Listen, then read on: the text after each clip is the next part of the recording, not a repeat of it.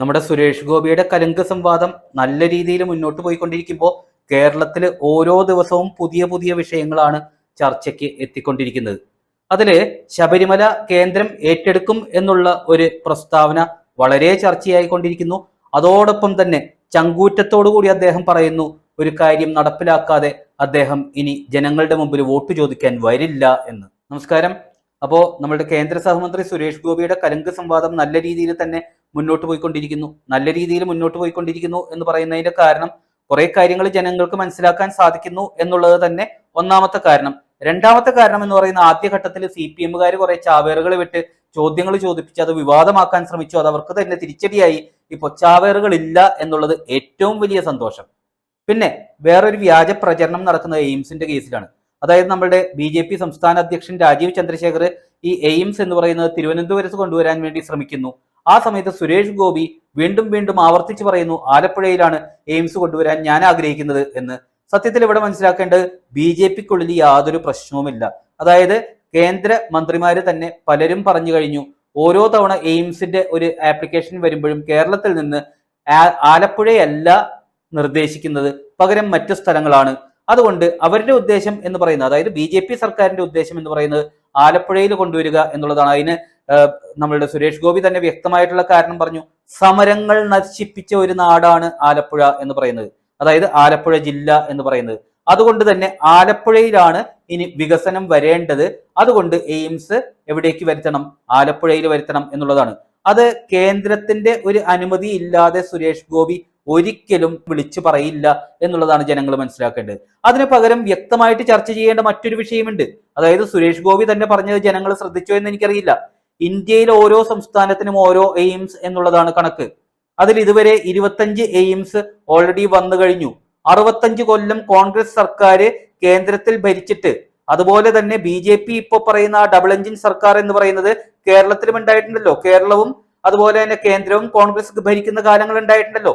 എന്നിട്ടും ഈ 25 എണ്ണത്തിൽ എന്തുകൊണ്ട് കേരളത്തിൽ ഒരു എയിംസ് വന്നില്ല എന്നുള്ളതാണ് ജനങ്ങൾ ചർച്ച ചെയ്യേണ്ടത്. അപ്പോൾ അതുപോലെയുള്ളതൊന്നും ചർച്ച ചെയ്യാതെ വിവാദം ഉണ്ടാക്കാൻ വേണ്ടി വിവാദം ഉണ്ടാക്കുക എന്ന് പറയുന്ന ഒരു കാര്യം മാധ്യമങ്ങൾ ചെയ്തുകൊണ്ടിരിക്കുന്നു. ജനങ്ങൾ എന്ത് ചിന്തിക്കണം, എന്ത് ചർച്ച ചെയ്യണം, ഏത് രീതിയിൽ നല്ലതും ചീത്തയും തിരിച്ചറിയണം എന്നുള്ളത് തീരുമാനിക്കേണ്ടത് ജനങ്ങളാണ് എന്നുള്ളതാണ് എനിക്ക് ഈ അവസ്ഥയിൽ പറയാനുള്ളത്.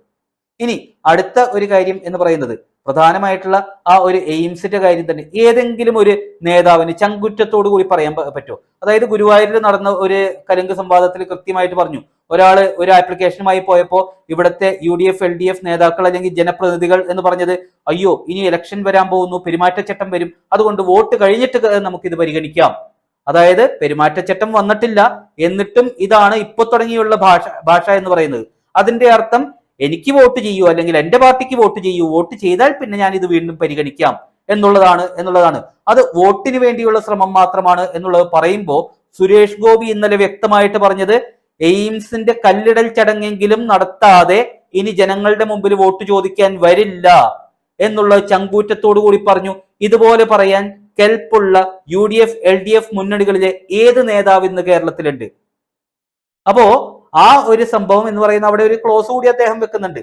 അതായത് ഈ കേരള സർക്കാർ, ഇപ്പൊ ഭരിച്ചുകൊണ്ടിരിക്കുന്ന പിണറായി സർക്കാർ, അല്ലെങ്കിൽ ഇനി വരാൻ പോകുന്ന ഏത് സർക്കാരാണെന്ന് വെച്ചാൽ അവരുടെ സഹകരണം കൂടി ഇതിന് വേണം എന്നുള്ളതാണ് അദ്ദേഹം വ്യക്തമാക്കുന്നത്.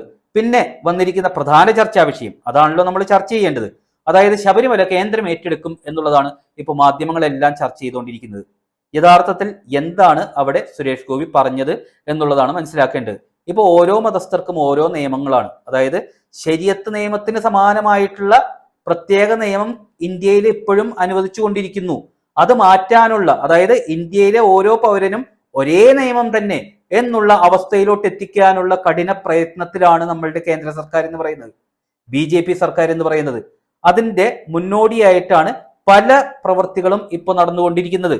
അതില് ഈ ഏകീകൃത സിവിൽ കോഡ് എന്ന് പറയുന്നത് വന്നു കഴിഞ്ഞാൽ മതസ്ഥാപനങ്ങൾ കൈകാര്യം ചെയ്യുന്ന, അല്ലെങ്കിൽ മതസ്ഥാപനങ്ങളുമായി ബന്ധപ്പെട്ട കാര്യങ്ങളെല്ലാം കൈകാര്യം ചെയ്യുന്ന ഒരു പ്രത്യേക വകുപ്പ് വരും.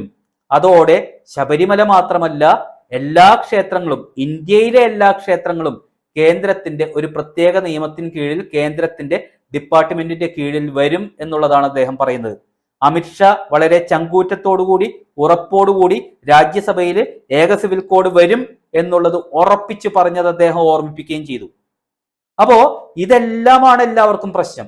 അതായത് ഇപ്പോ ഭൂരിപക്ഷം വരുന്ന ഹിന്ദു ജനത എന്ന് പറയുന്നത്, പക്ഷേ സാമ്പത്തിക കാര്യങ്ങളിൽ പിന്നോക്കം നിൽക്കുന്ന ഹിന്ദു ജനത എന്ന് പറയുന്നത്, അവർക്കൊന്നും കൊടുക്കാതെ ന്യൂനപക്ഷ പ്രീണനം എന്ന് പറയുന്ന ഒരു രീതിയിൽ തന്നെ, അതങ്ങനെ തന്നെ പറയണം. കാരണം കേരള സർക്കാരിന്റെ വിധവകൾക്ക് വേണ്ടിയിട്ടുള്ള സഹായം എന്ന് പറയുന്ന ഒരു പദ്ധതിയല്ല ഒരിക്കലും ഞാൻ ന്യൂസ് പേപ്പറിൽ ന്യൂസ് കണ്ടത്. മുസ്ലിം വിധവകൾക്ക് സഹായം എന്നുള്ളത് ഇതെവിടെ നിന്ന് വന്നു? മതത്തിന്റെ അടിസ്ഥാനത്തിൽ ഇതുപോലെയുള്ള വിധവകൾ എല്ലാവരും വിധവകൾ തന്നെയാണ്, അല്ലാതെ മുസ്ലിം വിധവകൾക്ക് പ്രത്യേക ഒരു പരിഗണന കൊടുക്കേണ്ട ആവശ്യമില്ല. അപ്പോ ഇതുപോലെയുള്ള കാര്യങ്ങളെല്ലാം ഇല്ലാതായി ഇന്ത്യൻ പൗരന്മാർക്ക് എല്ലാവർക്കും ഒരേ നിയമം വരുമ്പോൾ അവിടെ മതസ്ഥാപനങ്ങൾ എന്ന് പറയുന്നത് പ്രത്യേക രീതിയിൽ കൈകാര്യം ചെയ്യപ്പെടും. ചിലപ്പോൾ ഹിന്ദു കൺസോർഷ്യം വരും, അല്ലെങ്കിൽ ഹിന്ദു വിശ്വാസികളുടെ മാത്രമായിട്ടുള്ള ഒരു കൂട്ടായ്മ വരും. ആ കൂട്ടായ്മകളായിരിക്കും ഇത് കൈകാര്യം ചെയ്യുന്നത്. അതിന് വേണ്ട സഹായങ്ങൾ കേന്ദ്രം നൽകുന്ന രീതിയിലുള്ള എല്ലാ മതസ്ഥാപനങ്ങൾക്കുമുള്ള ഒരു നിയമം വന്നേക്കാം. അത് വരും എന്ന് തന്നെയാണ് അദ്ദേഹത്തിന്റെ 100% ഉറപ്പ്, അദ്ദേഹത്തിന്റെ ബോധ്യം.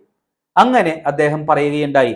അതോടെ കൃത്യമായിട്ട് UDF LDF അജണ്ടകൾക്ക് വിരാമമാകും എന്നുള്ള ഒരു ഉറപ്പ് കൂടിയാണ് അദ്ദേഹം ജനങ്ങൾക്ക് നൽകുന്നത്. അതായത് എല്ലാ മതസ്ഥർക്കും ഒരേ നിയമം, ഒരാളും വ്യത്യസ്തരല്ല അല്ലെങ്കിൽ പ്രത്യേക പരിഗണന കിട്ടേണ്ടവരല്ല എന്ന് പറയുന്ന ഒരു അവസ്ഥ നിയമം മൂലം, അതായത് സംവരണം നിർത്തും എന്നൊന്നും അല്ലാട്ടെ ഞാൻ ഉദ്ദേശിച്ചത്.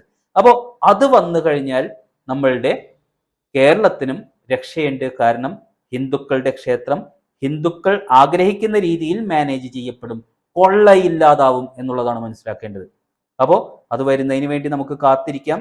അതുപോലെ തന്നെ കേരളത്തിൽ ഒരു BJP സർക്കാർ വന്നുകൊണ്ട്, അതായത് 3ാം മുന്നണി സർക്കാരെങ്കിലും വന്നുകൊണ്ട് കേന്ദ്രത്തിന് സപ്പോർട്ട് കൊടുക്കുന്ന രീതിയിൽ ഒരു ഭരണം, ഡബിൾ എഞ്ചിൻ സർക്കാർ കേരളത്തിനും അനുഭവിക്കാൻ സാധിക്കും.